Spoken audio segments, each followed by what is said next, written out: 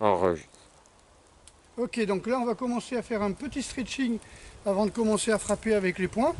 Et donc il faut vraiment détendre le dos. Donc comment détendre le dos? Donc on va travailler sur une ligne carrément comme ça. Je vais étirer mon bras et je vais étirer ma jambe le plus possible dans le sol. Et je laisse poser mon poids du corps vers le bas.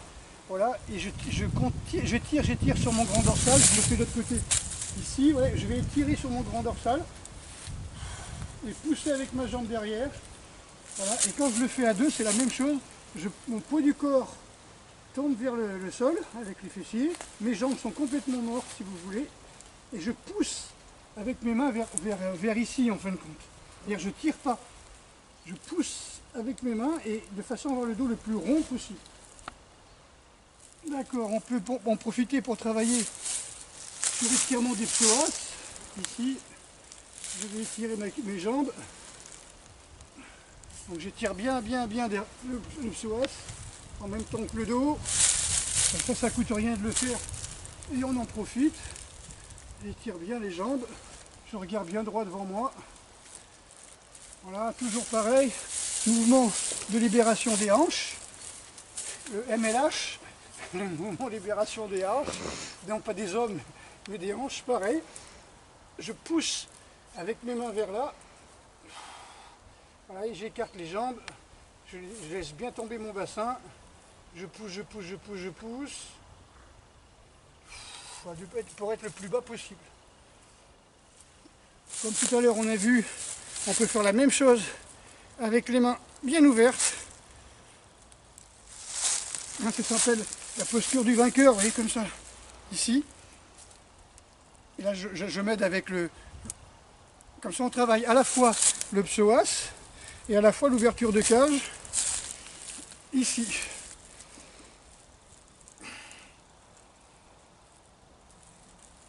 Ok, voilà pour un petit peu de stretching pour les coups de poing. C'est bon. Donc pour la suite de la vidéo que vous avez fait la dernière fois, pour retravailler sur l'amplitude des scapulaires, d'accord, vous avez le travail à deux, donc il met la main sur un arbre, hein, les jambes bien écartées, bien stables, et vous mettez sa main, par exemple, ici, voilà, voyez, à la hauteur de son épaule, et c'est lui qui va vous dire si c'est trop ou pas.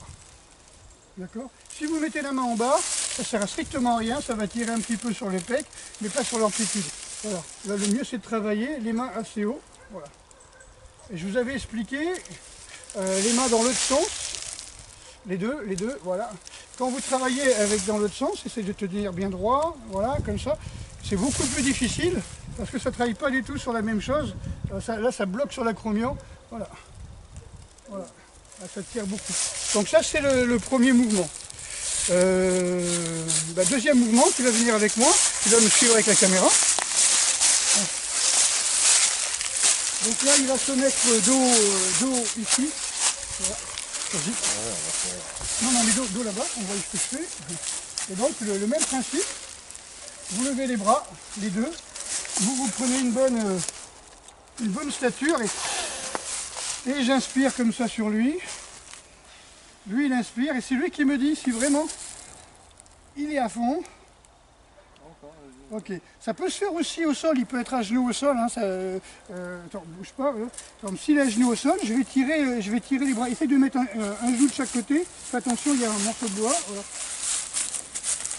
voilà, comme ça. Ça peut se faire aussi sur ce principe-là où on va étirer un petit peu plus. Vous voyez, comme ça, il est vraiment dans l'ouverture de la cage. Il met les mains derrière la nuque. Voilà, et vous refaites la même chose. Lui, il essaie de bien se relâcher.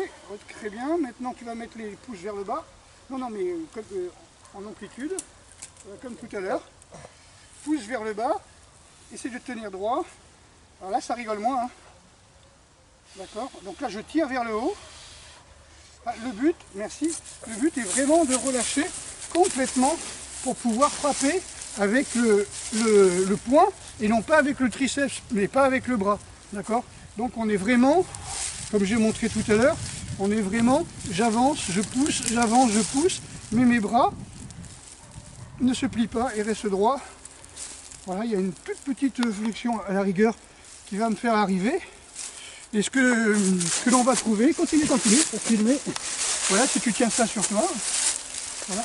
C'est ce que l'on retrouve quand on va frapper sur des mouvements courts, hein, que l'on retrouve dans le Wing Chun.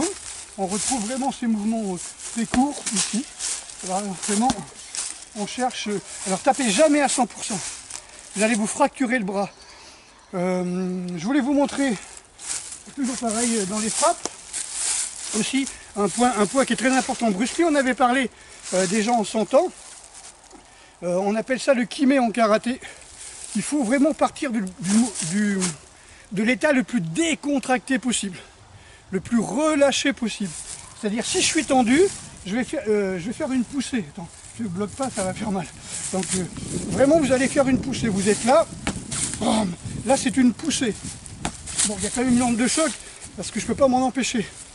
Mais en fin de compte, vous devriez être complètement relâché et frapper comme ceci, là. Du plus décontracté. Et c'est ce que faisait Bruce Lee quand il frappait sur les mouvements comme ceci, où il rentrait en rentrant comme ceci. Là vous jetez, là vous jetez, là vous jetez, mais pas comme ça, parce que si je pars de... Je veux dire, si ma contraction maximum est 100% et que je vais la voir ici, attends, je vais la voir ici, en fin de compte, si je pars d'une contraction à 60% et que j'arrive à 100%, j'ai que 40% d'amplitude. Donc la vitesse ne sera pas maximum et j'aurai une poussée. D'accord? Par contre, c'est très difficile de ne pas se péter le poing quand vous le faites bien. Donc vous partez super décontracté et vous rentrez. Après, il faut jeter. Et c'est vrai qu'on sent que le poing, il est comme vraiment en danger. D'accord? Prochaine fois, je ferai ça avec les gants. Ok, merci pour vous. Puis voilà, c'est cadeau pour les internautes.